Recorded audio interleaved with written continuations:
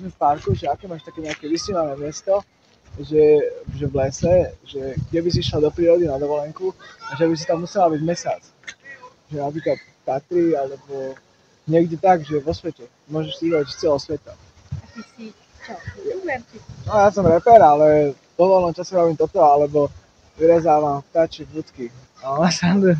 Ja robím takéto videá proste niekedy, vieš, že kde by si si mala vybrať, že v prírode, hoci kde, na celom svete, že kde by si ostala, že mesiac. No však ja už som bola niekde mesiac, akože na A svete.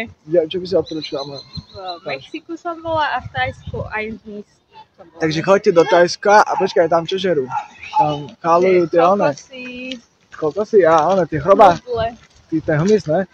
Ale také. No, asi hej. Dobre, a keďže si vybereš jedno miesto, že kde by si mala ostať, že po zvyšok života, že mala by si tam proste piť, jesť, mala by si tam niekoho, napríklad ju, na celý život, že by si tam mala kamarátku, že kde by to bolo? Čo je to? Seychely. Seychely?